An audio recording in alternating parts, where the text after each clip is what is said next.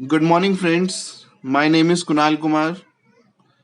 So, today we are going to start with the new chapter which is called Mathematics of Finance, MOF.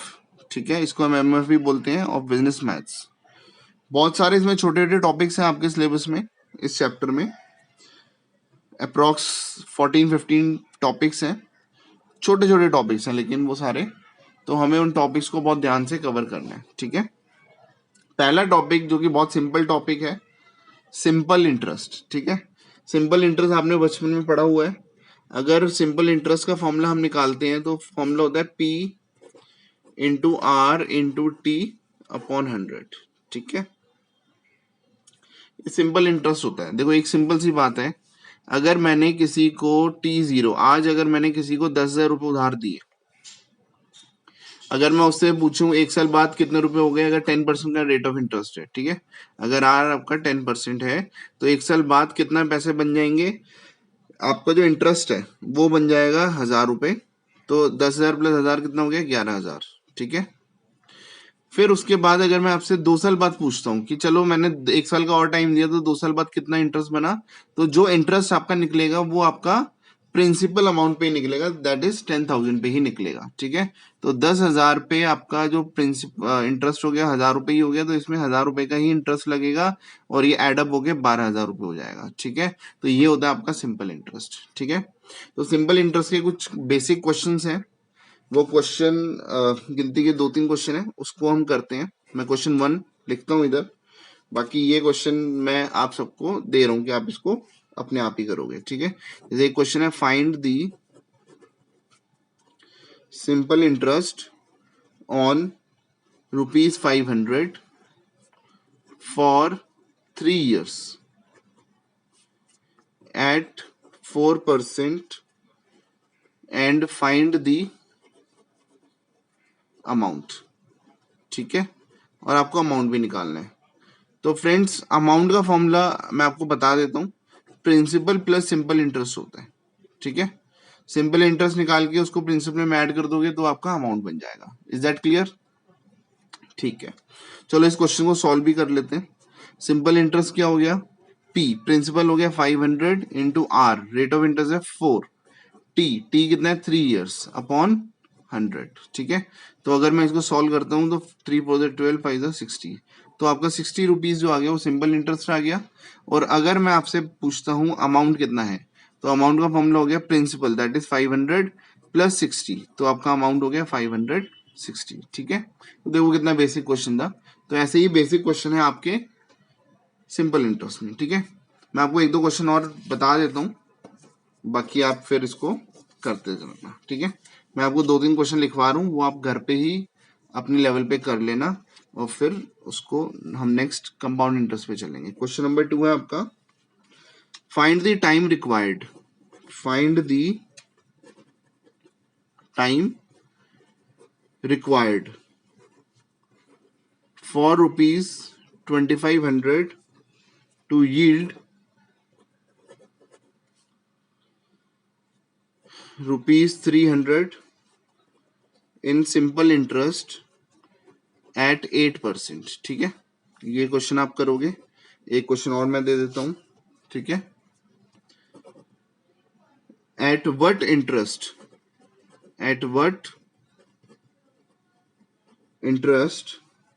Rate will ₹3,000 yield ₹120 in simple interest in 6 months.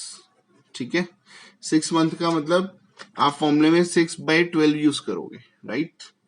क्योंकि हमारा जो formula है वो years में होता है, तो years का मतलब हाफ ईयर हो गई. ठीक है, 6/12. अगर मंथ में होता है तो हम डिवाइड बाय 12 भी कर देते हैं. ठीक है, चलो एक क्वेश्चन और आप लिख लो क्योंकि बहुत बेसिक है ये, आप इसको खुद ही करना है. ठीक है, क्वेश्चन नंबर 4 है, what principal will amount to ₹645 in 1.5 years at 5% simple interest. ठीक है, तो बच्चों ये मैं आपको होमवर्क दे रहा हूँ कि आप ये क्वेश्चन खुद करके रखोगे, सिंपल इंटरेस्ट है, बहुत ईजी है, ठीक है। अब हम अपने नेक्स्ट कंसेप्ट पे चलते हैं जिसको हम बोलते हैं कंपाउंड इंटरेस्ट, जिसका नाम क्या है, कंपाउंड इंटरेस्ट, ठीक है। चलो पहले मैं आपको एक छोटी सी कहानी समझाता हूँ। आपको कहानी समझनी बहुत जरूरी है, ठीक है। और ये पूरा चैप्टर इसी चीज पे बेस्ड है। ये आज का टाइम पीरियड है, इसको हम T0 बोलते हैं, आज है, ठीक है। और ये है T1, 1 साल बाद, ठीक है। आज मेरे पास 100 रुपए हैं, ठीक है। और आज 100 रुपए में मैं एक चॉकलेट खरीद सकता हूँ, ठीक है। सपोज एक चॉकलेट आती है सिल्क, 100 रुपए की आती है, ठीक है।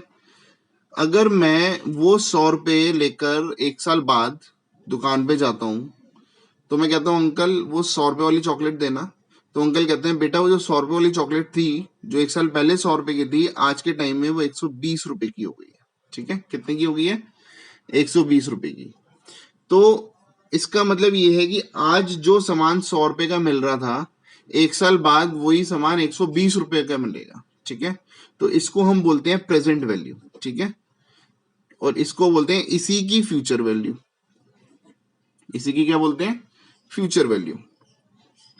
तो क्वेश्चन हमें मतलब इस चैप्टर में जो बेसिक्स हैं वो ये आपको बताते हैं कि आपको किसी की अगर प्रेजेंट वैल्यू निकालनी हो, किसी की फ्यूचर वैल्यू निकालनी हो, तो आप कैसे निकालोगे, ठीक है। फॉर एग्जाम्पल अगर मुझे किसी की फ्यूचर वैल्यू निकालनी है और मुझे प्रेजेंट वैल्यू गिवन है, ठीक है। तो फ्यूचर वैल्यू को जनरली हम एस से डिनोट करते हैं, प्रेजेंट वैल्यू को हम पी से डिनोट करते हैं। फ्यूचर वैल्यू को हम एस से डिनोट करते हैं, प्रेजेंट वैल्यू को हम पी से डिनोट करते हैं, ठीक है। और ये जो फ्यूचर वैल्यू है इसी को हम अमाउंट भी बोलते हैं, कंपाउंड अमाउंट, मतलब जो अमाउंट आएगा एज पर कंपाउंड इंटरेस्ट, ठीक है। तो देखो अगर मुझे कंपाउंड इंटरेस्ट के केस में अमाउंट निकालना हो तो उसको हम फ्यूचर वैल्यू भी बोलते हैं, उसको हम एस से भी डिनोट करते हैं, राइट। तो अगर मैं आपको फॉर्मूला बताऊं, अगर मुझे पता लगाना हो कि 100 रुपए की वैल्यू 5 साल बाद कितनी है कंपाउंड इंटरेस्ट के हिसाब से, तो मैं पता क्या बोलूंगा, मुझे एस की वैल्यू निकालनी है। तो एस का फॉर्मूला होता है P इंटू 1+i की पावर n। आई का मतलब होता है rate of interest, but I की जो वैल्यू है फॉर एग्जाम्पल 5% है, ठीक है। तो आई मतलब 5% है, तो आप इसको डेसिमल में लिखोगे, तो मतलब ये 5/100 है। तो आप इसकी वैल्यू लिखोगे 0.05। आप क्या लिखोगे बच्चों, 0.05, ठीक है। तो मैं आपको बता रहा हूं कि इसको कैसे देखते हैं। ये वाली जो पूरी वैल्यू आती है, this whole value you will get in table, ठीक है। ये आपकी जो पूरी वैल्यू होती है टेबल में दी होती है। अभी मैं आपको टेबल देखना भी सिखाता हूँ, ठीक है। तो ये आपको एस निकालना है, इसका फॉर्मूला होता है पी इंटू, पी मतलब प्रेजेंट वैल्यू इंटू 1+i। आई का मतलब रेट ऑफ इंटरेस्ट, एन मतलब नंबर ऑफ पीरियड्स, एन का मतलब क्या होता है, नंबर ऑफ पीरियड्स, ठीक है। तो चलो मैं एक क्वेश्चन लेता हूं, ठीक है। उस क्वेश्चन के अकॉर्डिंग फिर हम अपना क्वेश्चन करते हैं, ठीक है। जैसे मैं क्वेश्चन ले रहा हूँ, कंपाउंड इंटरेस्ट है, ठीक है। ये वाला जो टॉपिक है, this topic is compound interest.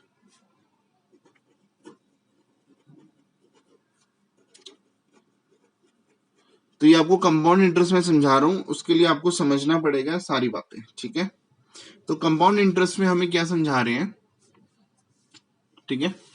जैसे आपके पास क्वेश्चन 1 है, ठीक है। क्वेश्चन 1 कह रहा है कि find the compound interest, find the. मैं इस वीडियो में आपको जितने क्वेश्चन मैं वीडियो में ही कराऊंगा, वो क्वेश्चन आपको एनफ होंगे आपके पेपर की तैयारी के लिए, ठीक है। तो आपको बस वीडियो को ही ध्यान से सुनना है और पेन कॉपी लेके बैठना है, सो दैट कि आप मेरे साथ साथ क्वेश्चन कर रहे हो, ठीक है। फाइंड द कंपाउंड अमाउंट, मुझे क्या निकालना है, कंपाउंड अमाउंट, ठीक है। मुझे कंपाउंड अमाउंट निकालना है ऑफ ₹2000, कितने का, 2000 का, फॉर 4 ईयर्स, फॉर 4 ईयर्स, ठीक है। एट 6% कंपाउंडेड और कन्वर्टेड। 4 पार्ट दिए हैं, पहला पार्ट है annually, second part is semi annually,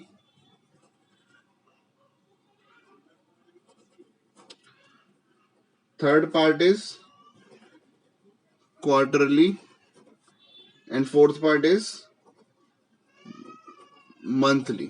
ठीक है, तो ये चार हमारे पास पार्ट है, मैं चारों पार्ट आपको करके बता रहा हूं और आपको सारी चीजें यहीं पे क्लियर हो जाएंगी। ठीक है, तो ये जो पहला पार्ट है दैट इज एनुअली, इसको सॉल्व करते हैं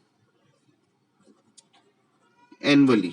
ठीक है, एनुअली वाली केस में एस क्या हो गया, पी इज व्हाट 2000 इंटू 1 + आई का मतलब क्या है 6%, और ये एनुअली है तो एनुअली सबसे सिंपल होता है। ठीक है, 6% मतलब 0.06 की पावर एन का मतलब क्या हो गया नंबर ऑफ ईयर्स, तो वो 4 पीरियड्स मतलब 4 ईयर्स। ठीक है, क्योंकि एनुअली है तो 4 साल मतलब 4 पीरियड ही है। ठीक है, अब आपको क्या करना है, आपको प्लस नहीं करना, भूल के भी आप प्लस मत कर देना, आपको इसका और इसका कॉम्बिनेशन देखना है, और जो आपकी वैल्यू आएगी वो आपके पूरे डब्बे की वैल्यू आएगी।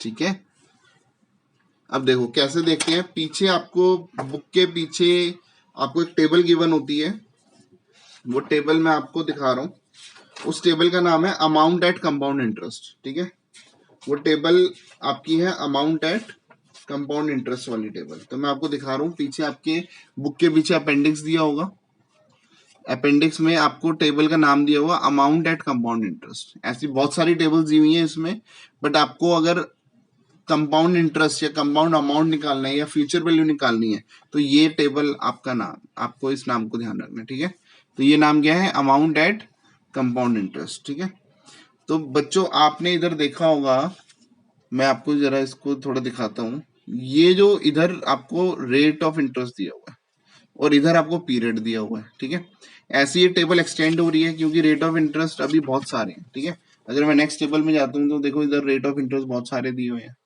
ठीक है, ऐसे इधर भी बहुत सारे दिए हुए हैं, तो आपको क्या कॉम्बिनेशन लेना है, जैसे आपको लेना है 0.06 और 4 इयर्स। ठीक है, तो आप सबसे पहले रेट ऑफ इंटरेस्ट को देखो, 0.06 कहाँ आ रहा है। ठीक है, तो मुझे यहाँ नजर नहीं आ रहा, मुझे यहाँ भी नजर नहीं आ रहा, फिर मैंने और पेज पलटा, मुझे यहाँ भी नजर नहीं आ रहा, फिर और मैंने पेज घुमाया तो देखो मुझे यहाँ नजर आ गया, तो मैं आपको वही टेबल दिखाता हूँ। ठीक है, तो ये आपको क्या दिख रहा है 0.06 और 4 इयर्स, तो आपकी जो वैल्यू है वो है 1.2624। ठीक है, आपको दिख गई ये वैल्यू आपको दिख रही है 0.06 और 4 का कॉम्बिनेशन 1.2624। ठीक है, तो मैं इसकी वैल्यू लिख देता हूँ यहाँ पे, ये इस डब्बे की वैल्यू है। ठीक है, ये इस पूरे डब्बे की वैल्यू है। ठीक है, तो एस कितना हो गया,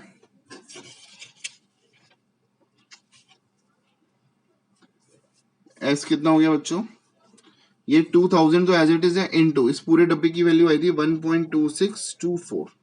ठीक है, 4 डिजिट तक आप वैल्यू पुट कर सकते हो, और अगर आपको दिक्कत नहीं हो तो आप सारे के सारे डिजिट ले लो। ठीक है, तो अगर मैं इसको मल्टीप्लाई करता हूँ, ठीक है, और अगर मैं इस चीज को मल्टीप्लाई करता हूँ तो मल्टीप्लाई करके जो मेरे पास आंसर आ रहा है, ठीक है, वो आंसर मेरे पास आ रहा है 25, तो ये ₹2524.95। ठीक है, तो ये हमारी वैल्यू आ गई। देखो इसकी कैलकुलेशन करने की जरूरत नहीं है। ठीक है, अब कई बच्चे ये कैलकुलेशन कैलकुलेटर में भी कर लेते हैं, तो अगर आपको कैलकुलेटर यूज करना है आप कैलकुलेटर यूज कर सकते हो, अगर आपको टेबल यूज करनी है आपको टेबल यूज कर सकते हो। पेपर में आपको टेबल्स प्रोवाइड कराई जाएगी। ठीक है, और अगर आपको पेपर में टेबल नहीं मिलती तो आप बोल सकते हो अपने इन्विजिलेटर से कि सर हमें टेबल प्रोवाइड कराई जाए। ठीक है, फिर सेकेंड पार्ट हम करते हैं, ये था first part annually, second part में लेता हूं semi annually. Semi annually, semi annually का मतलब क्या हो गया कि आपको एस कितना है 2000 इंटू 1+ जो 6% है वो एनुअली रेट है, राइट, साल का है। हाफ ईयरली का रेट क्या हो गया, तो हाफ ईयरली का मतलब इसका रेट आधा हो जाएगा, इसको 2 से डिवाइड करो तो ये हो गया 0.03। ठीक है, मतलब जो रेट ऑफ इंटरेस्ट है उसको हम डिवाइड बाय 2 कर देंगे और पीरियड्स मल्टीप्लाई बाय 2 कर देंगे। रीजन क्या हो गया, 4 साल में कितने हाफ पीरियड हाफ ईयर आते हैं सर, 8 आते हैं, है ना, तो लॉजिक क्या हो गया, इसको जैसे इधर था ना 0.06, इसको 2 से डिवाइड किया और इसको 2 से मल्टीप्लाई किया तो ये 8 पीरियड हो गए, राइट, क्योंकि यहाँ पे पीरियड्स आते हैं। ठीक है, एन का मतलब नंबर ऑफ पीरियड्स। अगर हाफ ईयरली की बात कर रहे हैं और 4 साल हैं तो 4 साल में 8 हाफ ईयरली पीरियड्स आते हैं। ठीक है, तो ये आपके लिए। अब इसकी वैल्यू देखनी है। अब आपने क्या करना है, इस डब्बे की वैल्यू निकालनी है। इस डब्बे की वैल्यू कैसे निकलेगी, इसका और इसका कॉम्बिनेशन देखना है। जैसे ही मैंने टेबल में गया था तो टेबल में मैंने इधर देखा था टॉप पे, हॉरिजॉन्टली मैंने देखा 0.03 कहाँ पे है और वर्टिकली मैंने देखा 8 कहाँ पे है। तो इन दोनों का जो इंटरसेक्शन पॉइंट आया उसकी मैंने वैल्यू निकाली और वो जो वैल्यू है वो वैल्यू मैं तो डायरेक्टली देख रहा हूँ। ठीक है, तो आप तो निकाल ही लोगे। तो इसकी वैल्यू आ रही है 1.266770। ठीक है, इसको अगर हम मल्टीप्लाई करते हैं तो मल्टीप्लाई करके मेरा जो आंसर आ रहा है वो आ रहा है ₹2533.54। ठीक है, तो ये मेरा आंसर सेमी एनुअली का है। Is that clear? ठीक है, चलो ये हमारा क्या था, सेमी एनुअली तक आया था। फिर अब हम क्या करेंगे, क्वार्टरली निकालेंगे। ठीक है, फिर हम मंथली भी निकालेंगे। तो इसका जो थर्ड पार्ट था, आपको वैल्यूज तो याद ही होंगी। ठीक है, जो हमारा थर्ड पार्ट था वो था क्वार्टरली।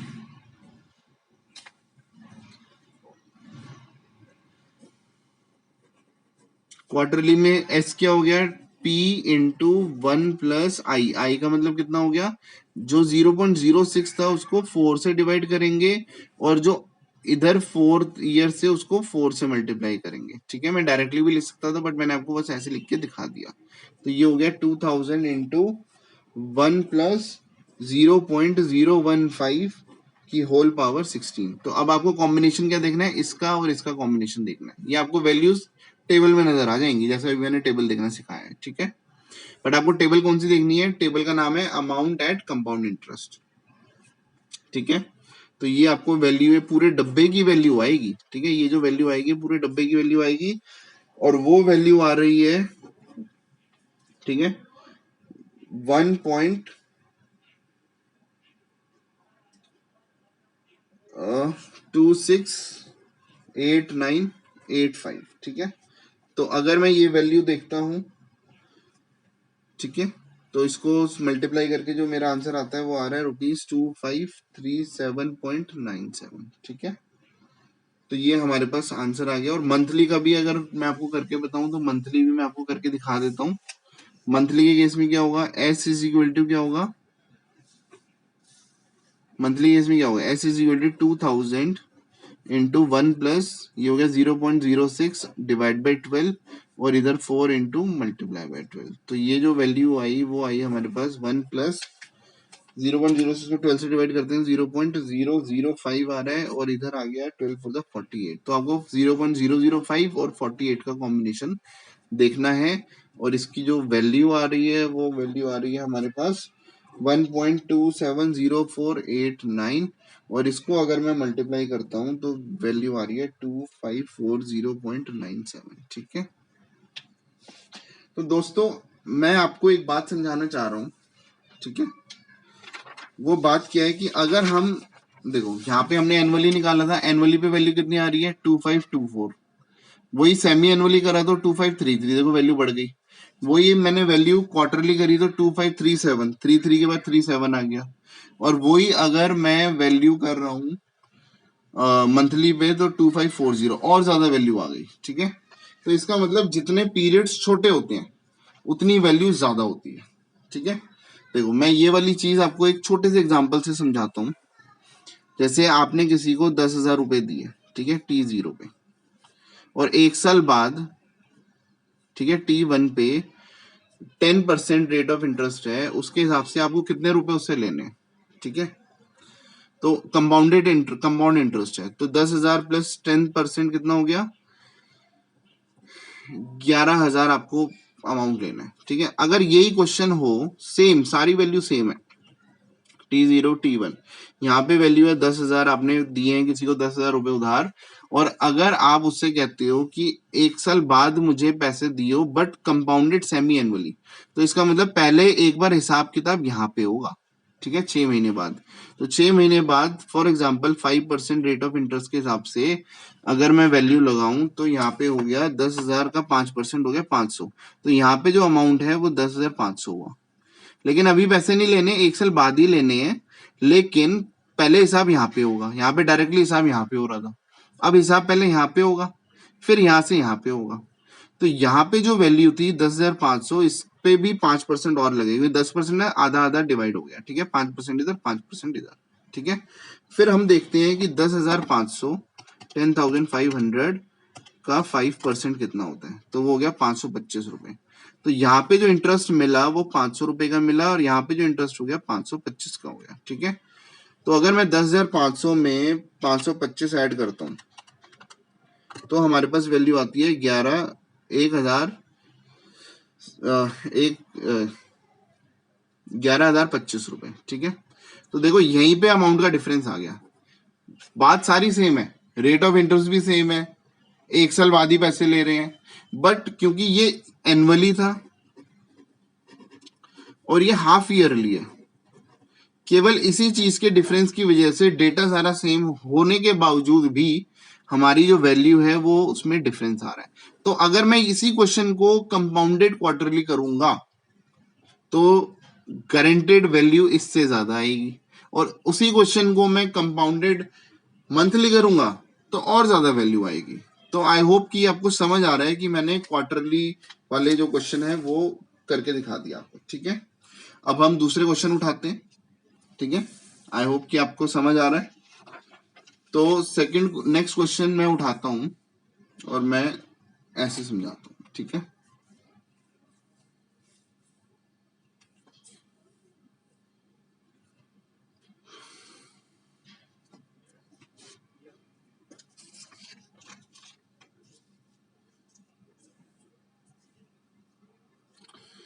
क्वेश्चन 6। ठीक है, ये आपकी बुक में यूज कर रहा हूं। ठीक है, तो बुक के क्वेश्चन मैं आपको दे रहा हूं। क्वेश्चन 6 कह रहा है find the compound interest, find the compound interest, sorry interest नहीं है, कंपाउंड, चलो इंटरेस्ट भी मांग रहा है। ठीक है, and compound amount, and compound amount. ठीक है, ऑफ ₹700, अगर आप 700 रुपए इन्वेस्ट करते हो, invested for 15 years at 8% compounded semi annually. ठीक है, चलो इस क्वेश्चन को हम करते हैं। तो इसका सॉल्यूशन क्या है, कंपाउंड इंटरेस्ट कंपाउंड अमाउंट निकालना है। ठीक है, तो हमारे पास एस का फॉर्मूला क्या होता है। ठीक है, एस क्या हो गया, पी इंटू 1 + i⁴n। ठीक है, तो एस इज इक्वल टू क्या हो गया, P. What is P, P है 700। ठीक है, 700 है, और 1 + आई कितना है, देखो 8% है, तो हाफ ईयरली में इसको डिवाइड बाई 2 करेंगे तो 0.04 हो गया। ठीक है, और पॉइंट में लिखो क्योंकि पीछे जो टेबल आपको दी है वो डेसिमल में दी हुई है। कि पावर n के 15 ईयर्स है और सेमी एनुअली है, तो 15 ईयर्स में कितने हाफ ईयरली हो गए, 15 इंटू 2 कितना हो गया, 30। ठीक है, फिर अब आपको इसका और इसका कॉम्बिनेशन चेक करना है, तो आपके पास इस पूरे डब्बे की वैल्यू आएगी। Is that clear.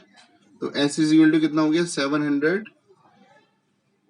700 इंटू इसकी वैल्यू अगर मैं पीछे देखता हूं तो 3.243397 ये वैल्यू आ रही है। तो एस की वैल्यू हो गई ₹2270.37 अप्रोक्स।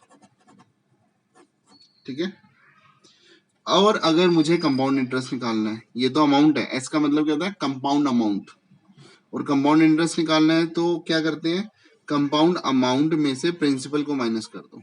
तो कंपाउंड अमाउंट कितना था, 2270.37 माइनस 700। ठीक है, इसको अगर हम माइनस करते हैं तो आपके पास वैल्यू कितनी आ रही है, ₹1570.37। इसका लॉजिक यही हुआ कि अगर आप 700 रुपए को बैंक में रखते हो ठीक है। 15 साल तक 8% के ब्याज के हिसाब से, कंपाउंडेड हाफ ईयरली के हिसाब से, तो आपको 700 रुपए के कितने रुपए बन जाएंगे? 2270 रुपए। ठीक है। और आपने कितना इंटरेस्ट कमाया? 1570 रुपए इंटरेस्ट कमाया। ठीक है। तो ये आपको समझ आया होगा। फिर मैं इसके भी दूसरे भी क्वेश्चन कराता हूँ। ये अब क्वेश्चंस कराने की बारी है। ठीक है। तो मैं आपसे क्वेश्चन डिस्कस करता हूँ, और ये बहुत इंपॉर्टेंट टॉपिक है, थोड़ा सा बड़ा टॉपिक है as compare to other topics, तो आपको थोड़ा सा ध्यान देना है इस टॉपिक पे। ठीक है। तो आपके पास नेक्स्ट क्या चल रहा है? Question number 7। ठीक है, मैं क्वेश्चन लेता हूं। How long will it take, how long will it take for ₹1200, अगर हम 1200 रुपए को बैंक में जमा करते हैं, तो वो will it take to amount, how long will it take to amount to rupees 2000। ठीक है। तो उसको 2000 रुपए बनने में कितना टाइम लगेगा? ठीक है। At 5% converted quarterly. ठीक है। अगर हम उसको क्वार्टरली कन्वर्ट करते हैं तो मतलब, अब मुझे क्या दिया हुआ है बच्चों? मुझे पहले फॉर्मूला लिख लेते हैं। सॉल्यूशन फॉर्मूला क्या हो गया? S is equal to P into 1 + I की पावर n। ठीक है। तो S भी दिया हुआ मुझे कि 2000 होना चाहिए, P भी दिया हुआ मुझे 1200 होना चाहिए, 1 + I भी मुझे दिया हुआ है 5% कंपाउंडेड क्वार्टरली, कंपाउंडेड क्वार्टरली। तो इसको हम क्या करेंगे? 5% डिवाइड बाय 4, मतलब दैट इज 0.05 डिवाइड बाय 4। तो ये जो वैल्यू आई, ये आई हमारे पास 0.0125 पावर n। ठीक है। Is that clear? अब ये जो n है वो नंबर ऑफ क्वार्टर्स है। ठीक है, नंबर ऑफ क्वार्टर पीरियड्स हैं। ठीक है। तो वो वैल्यू हमें निकालनी है। ठीक है। यहाँ पे हम एक काम करते हैं, इस क्योंकि अब ये वैल्यू हमें गिवन नहीं है, तो हम इसको ऐड करेंगे। ठीक है। और कैसे इसको सॉल्व करेंगे मैं आपको समझाता हूँ। ठीक है। मैं आपको इसको थोड़ा सा और क्लियर करता हूँ। देखो, पहले तो आप इसको डिवाइड कर दो, तो ये हो गया 2000 divide by 1200 is equal to, ये हो गया 1.0125 की पावर n। ठीक है। अगर हम इसको सॉल्व करते हैं तो ये डिवाइड करके आ रहा है 1.6667। ठीक है। ये हो गया 1.0125 की पावर n। ठीक है बच्चों, ये वैल्यू आई आपके पास। अब n को यूज करने के लिए मैं आपको थोड़ा समझाता हूँ कि हमारे पास एक लॉग यूज करते हैं। लॉग के 3 बेसिक फॉर्मूले होते हैं। मैं आपको 3 बेसिक फॉर्मूले पहले आपको समझा देता हूँ। ठीक है। एक फॉर्मूला होता है log m raise to power n is equal to n log m होता है। फिर होता है log m divided by n is equal to log m minus log n होता है। और एक और फॉर्मूला होता है log m into n is equal to log m plus log n। ठीक है। ये हमारे पास 3 फॉर्मूले होते हैं। ये फॉर्मूले हम यूज करेंगे यहाँ पे। ठीक है। अब मुझे पावर को नीचे उतारना है, तो मैं लिखूंगा लॉग को दोनों तरफ अप्लाई कर दो। ठीक है। तो हम लिखते हैं apply log on both sides, तो ये हो गया log 1.6667। ठीक है। इज इक्वल टू, इधर हो गया log 1.0125 की पावर n।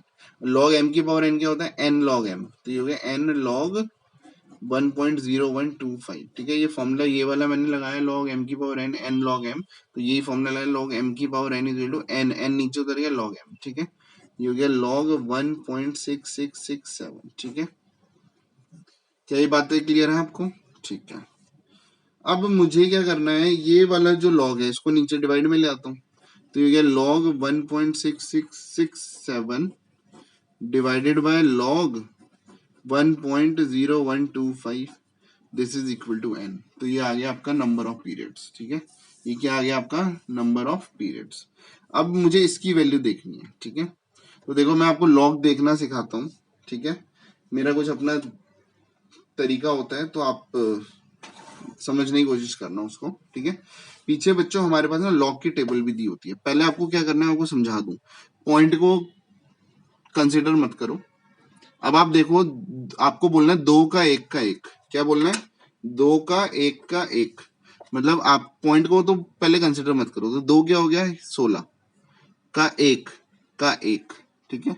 इसका मतलब आपको 16 का 6 ये आपको देखना है। देखो 16 का 6, ठीक है। मतलब का जो है वो हिंदी वाला वर्ड है। 16 का 6 और फिर दोबारा उसी टेबल में देखूंगा 6, ठीक है।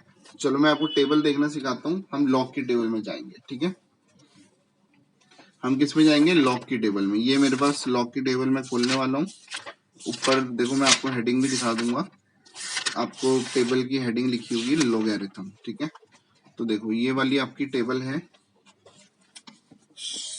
ये टेबल है, इसकी टेबल की हेडिंग है लॉगरिथम। तो आपको क्या देखना है? इधर देखना है 16 का 6। देखो यहाँ पे आपको 0 1 2 3 4 5 6 7 8 9 दिया हुआ, फिर दोबारा दिया हुआ 1 2 3 4 5 6। तो पहले 16 का 6 चेक करोगे, क्या है? 2 2 0 1। फिर उसी रो में दोबारा से 6 पे जाओगे। तो मैंने क्या बोला? 16 का 6, फिर दोबारा 6 था ना, तो 16 का 6 फिर दोबारा 6। तो 16 का 6 कितना हो गया? 2 2 0 1। और दोबारा 6 कितना हो गया? 16। तो मैंने इन दो वैल्यूज को लिख दिया। इन दो वैल्यूज को लिख देता हूँ। क्या क्या हो गया? 2 2 0 1 था और फिर दोबारा कितना था? 16। उन दोनों को ऐड कर दिया, तो ऐड करके हो गया 2 2 1 7 आ गया, ठीक है। कितना आ गया? 2 2 1 7। ये ऐड कर दिया। अब देखो पॉइंट से पहले आपके पास नंबर ऑफ डिजिट्स कितनी है? नंबर ऑफ डिजिट बात कर रहा हूँ। सब इधर 4 लिखा होता तो नंबर ऑफ डिजिट कितनी होती? 1 होती, ठीक है। इधर क्या लिखा है? 1। तो नंबर ऑफ डिजिट कितनी है? 1 है। तो जो भी नंबर ऑफ डिजिट है उसमें से हमेशा 1 को माइनस करना है। ये वाली जो चीज है ये हमेशा कांस्टेंट है। ये क्या? हमेशा कांस्टेंट, ठीक है।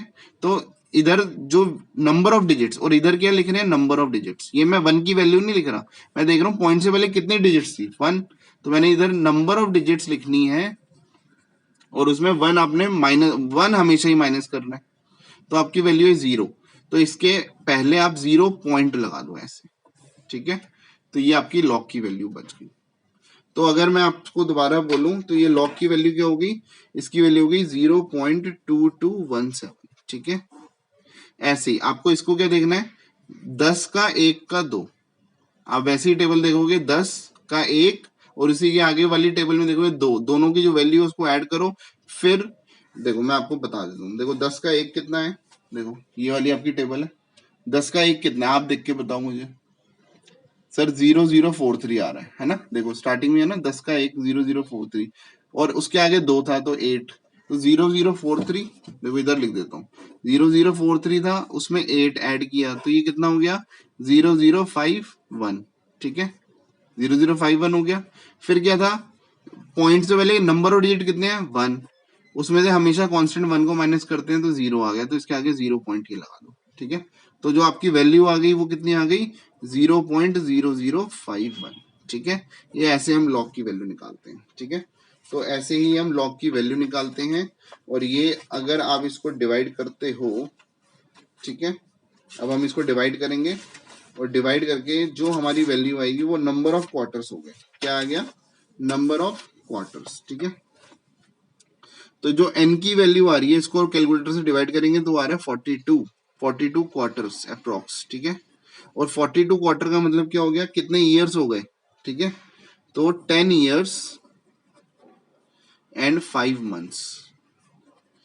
तो ये आपका आंसर हो गया। तो मतलब क्वेश्चन ये था, how long will it take for 1200 to amount to 2000, कि 1200 रुपए को 2000 रुपए बनने में कितना टाइम लगेगा? 10 साल 5 महीने, ठीक है। तो आई होप कि ये क्वेश्चन आपको समझ आया है और आपको केवल सुनना नहीं है, क्वेश्चन को वीडियो को पॉज करके क्वेश्चन लिखो और इसको दोबारा से खुद सॉल्व करो, ठीक है। चलो ये मेरा फोन नंबर है, अगर आपको फिर भी कोई डाउट आता है आप यहाँ पे फोन करके मुझसे पूछ सकते हो, ठीक है। और अगर आपको आपके पास टेबल नहीं है तो या तो आप ऑनलाइन इसको डाउनलोड कर सकते हो, आपको ऑनलाइन इजीली अवेलेबल हो जाएगी। और फिर भी अगर दिक्कत आती है तो आप मुझे व्हाट्सअप करना है, मैं आपको फोटो खींच के भेज दूंगा, ठीक है। चलो, दिस वॉज क्वेश्चन नंबर 7। अब हम नेक्स्ट क्वेश्चन करते हैं, क्वेश्चन नंबर 8, ठीक है। तो क्वेश्चन नंबर 8 मैं यहाँ पे शुरू करता हूँ।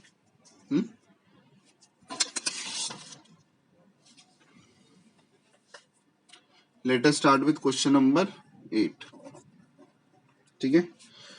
ये क्वेश्चन कह रहा है अ मैन बोरोज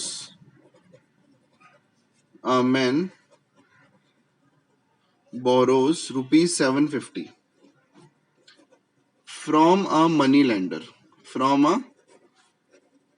लेंडर, ठीक है।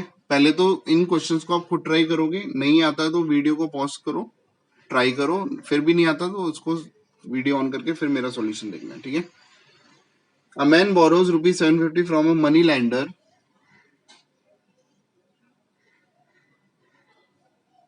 And the bill is renewed after every half year at an increase of 21%. After how much time the amount of bill will become ₹7500, ठीक है। मतलब ये मुझे फ्यूचर वैल्यू दी हुई है कि आज अगर ₹750 हैं और आपको हाफ ईयरली का रेट ऑफ इंटरेस्ट दिया हो। देखो यहाँ पे जो रेट ऑफ इंटरेस्ट दिया हुआ है हमने 21 को 2 से डिवाइड नहीं कर, क्योंकि आप लैंग्वेज को पढ़ोगे तो आपको ये समझना पड़ेगा कि ये हाफ ईयरली का ही रेट ऑफ इंटरेस्ट दिया, वो कन्वर्ट करके ही दिया हुआ है, ठीक है। तो आपको ये बताना है कि कितने साल मतलब कितना टाइम आपको लगेगा उसको 7,500 बनाने में, ठीक है। तो चलो हम क्या करते हैं, फॉर्मूला क्या है हमारे पास, S is equal to P into 1 + i की पावर n होता है। S कितना दिया हुआ 7500, P कितना दिया हुआ 750, 1 + i 0.21 ही दिया हुआ है, ठीक है। तो ये 0.21 है और जो n है वो मैं हाफ ईयरली में कन्वर्ट करके लेट कर लेता हूँ कि ये 2x है, ठीक है। इसको मैं डिवाइड करता हूँ तो ये 10 हो गया, तो यहाँ पे हो गया 10 इज इक्वल टू 1.21, ठीक है। कि जब ये वैल्यू दी नहीं होती तो आपको ऐड ही करना पड़ेगा, आपको दूसरा कोई ऑप्शन बचता नहीं है, ठीक है। फिर दोनों तरफ लॉग अप्लाई करेंगे, ठीक है।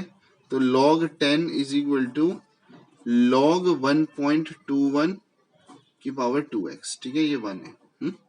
log 10 की वैल्यू 1 होती है। देखो मैं आपको बता देता हूँ, log 10 का मतलब log 10 की पावर 1, तो इसकी वैल्यू 1 होती है। log 100 को 10 में कन्वर्ट करोगे तो log 100 मतलब 10 का स्क्वायर, ठीक है।